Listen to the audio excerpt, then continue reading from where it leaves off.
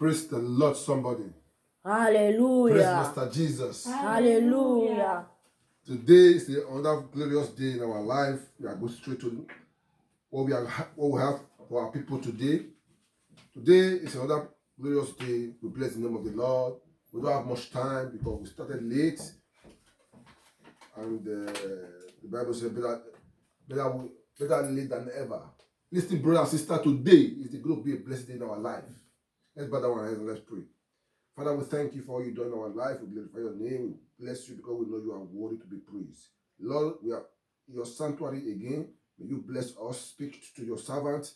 Speak to your oracle so that I will bless the name of the Lord in the mighty name of Jesus. Amen. Through the word you will give to me, Lord, I will speak it to your children and they shall be blessed in the mighty name of Jesus. Amen. Thank you, Father. Thank you, Lord. Wherever they are, hearing this voice right now, they will be blessed in the mighty name of Jesus. Amen. Lord, we visit them with the power of the Holy Ghost. The Lord will visit them and their life will never remain the same. That thing that they have been long expecting, Lord, the Lord will give it to them abundantly in the name of Jesus Christ of Nazareth. Amen. Thank you, Father. Thank you, Lord, for you are worthy to be praised. In Jesus Christ's mighty name we pray. Amen. Brothers and sisters, thank you very much. We thank God Almighty for His power, for a day like this, for the opportunity He has given to us again to come to His sanctuary and to preach the gospel. We bless the name of the Lord. Today, we are going to hear a powerful verse that we have never heard before, which the Lord has blessed us with. Today's topic is going to be a topic that is going to be a great topic that will lift you up to the glory of God. Listen. We have been told that when we call in the name of the Lord will come and hear us and He will heal our land. I tell you the truth. I'll be calling God to please give me the word that I'm going to tell your children so that at the end there will be a particle of it. At the end of the day, there will be a blessing of it. Today, we are going to treat it on a topic called obedient to reap wealth, harvest, and rejoiced. I want to hear somebody that say that. Obedient to reap wealth, harvest, and rejoiced. Obedient to reap wealth, and rejoice. Say it again. Obedient to reap wealth, and harvest and rejoice. Say it and mean it to yourself. Obedient to reap wealth. Obedient and reap wealth. Obedient to reap wealth. Obedience to reap wealth. Harvest and rejoice. Harvest and rejoice. You see, when you are obedient to the word of God, you will reap wealth. You will reap wealth and you will be rejoiced. That will take our memory verse to the book of 1 Samuel. Let's read the book of 1 Samuel. 1 Samuel chapter 6 verse 1. Thank you, Jesus.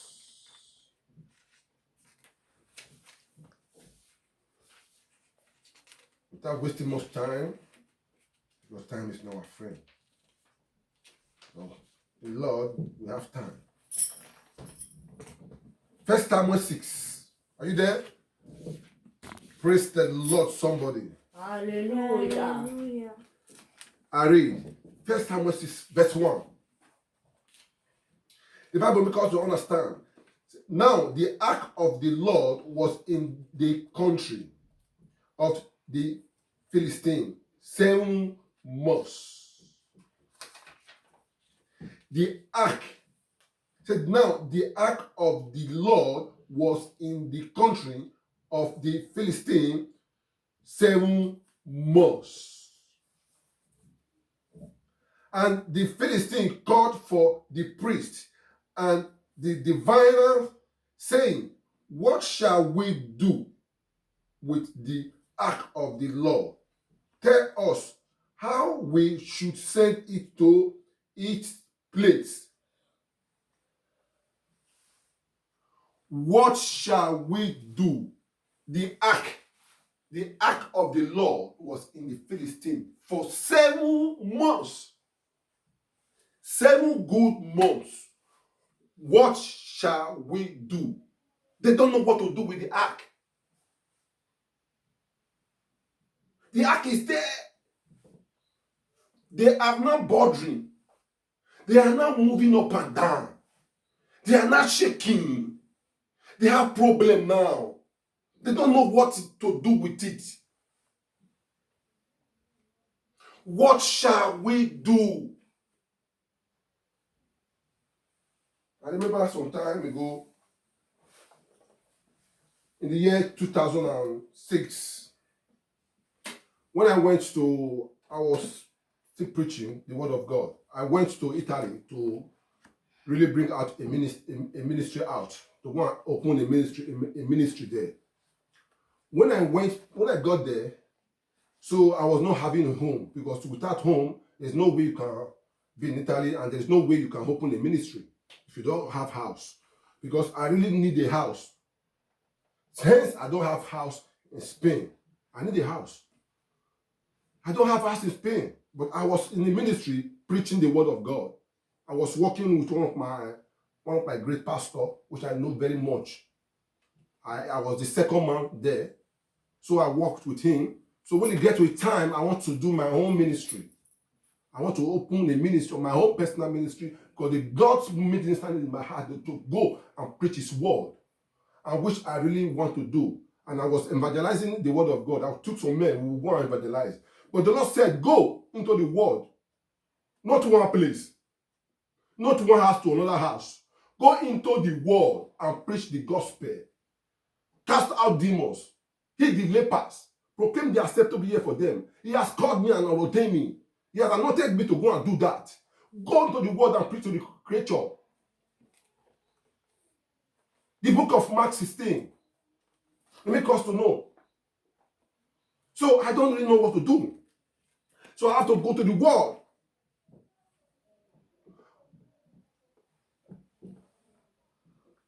So that it should not look as if we are boasting, or we are not.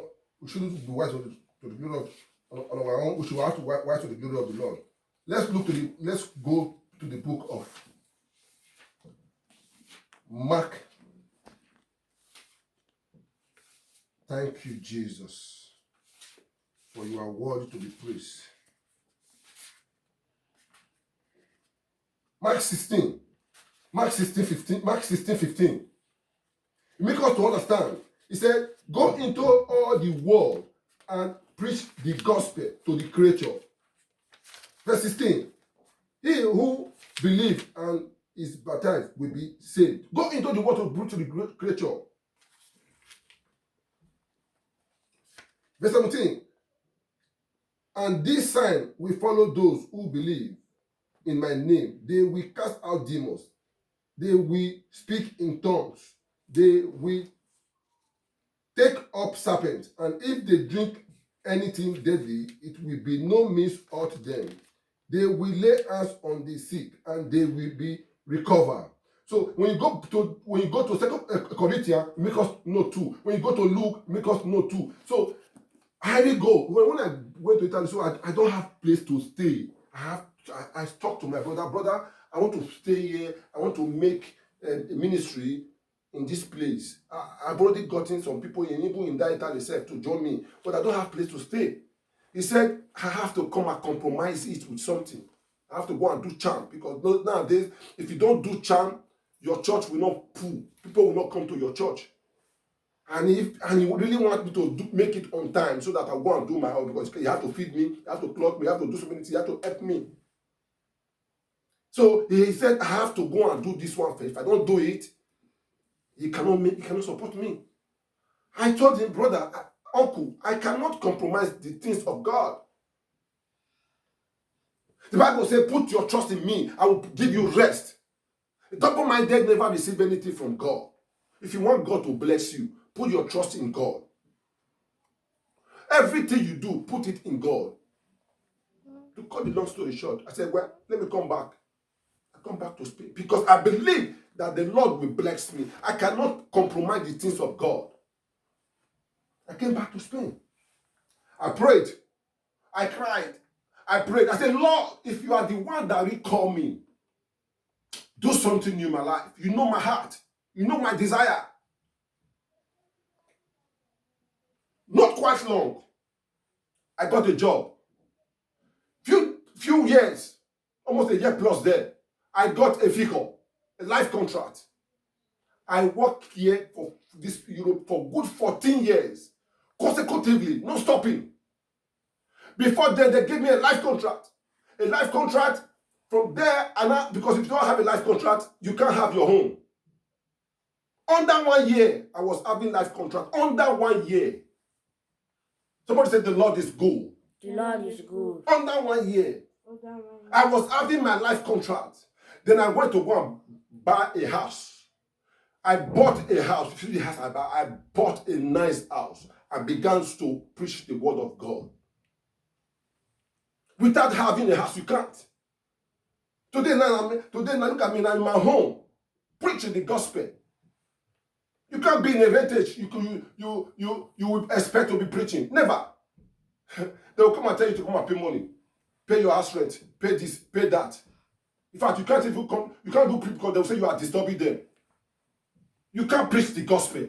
I know a lot of pastors that are supposed to preach the gospel, but they cannot. They are living in one room. How come? They can't. They move from one place to another. To God be the glory. The Lord gave me in my home. Today I can stand in my home and preach the gospel to the world.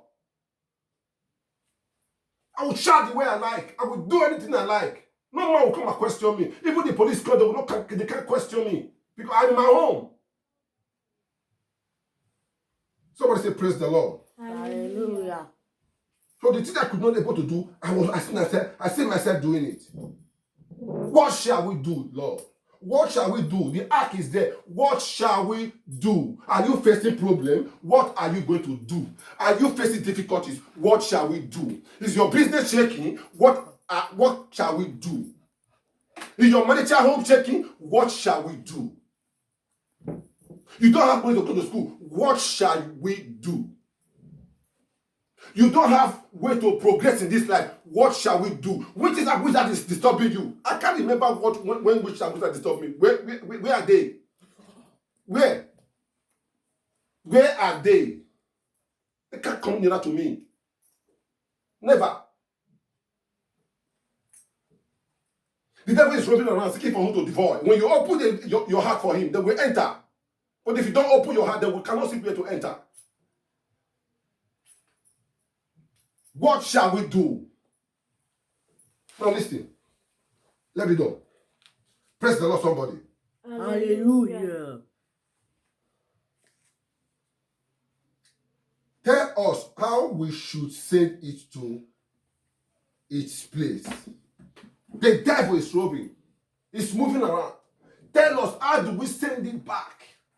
How do I take this yoke away from my bondage, away from this bondage? How do I lose this thing? How do I take this problem away from my life?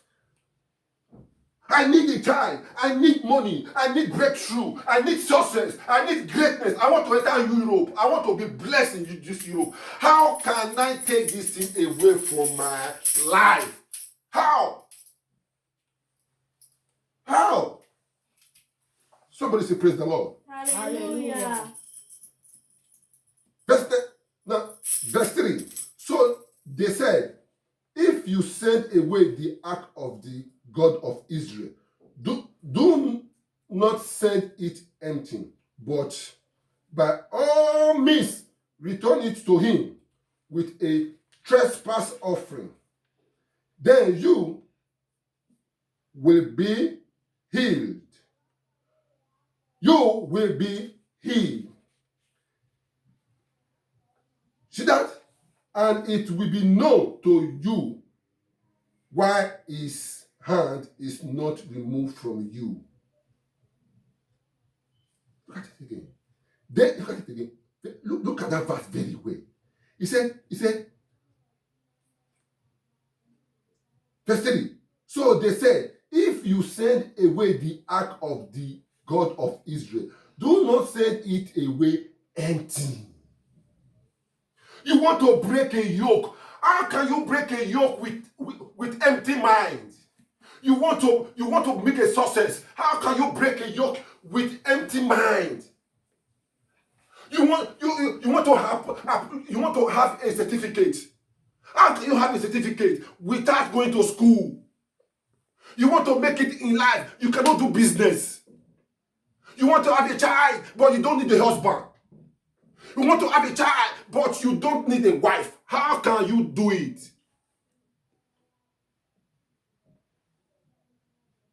So people will just sit down waiting for manna to come from heaven. It can happen. I said it before, you go for it. I want to make a breakthrough. You go for it. How can I make it happen? How? I want to make a goal. How can I make it happen? Will I stand there, come and give me ball? No. You hustle. You go for it. Somebody say praise the Lord. Hallelujah. Hallelujah. You go for it. You can't do anything. But by all means, somebody say all means. All means. Don't wait. By all means. Break this yoke by yourself. How? Now. And it will be. Now, he said, by all means.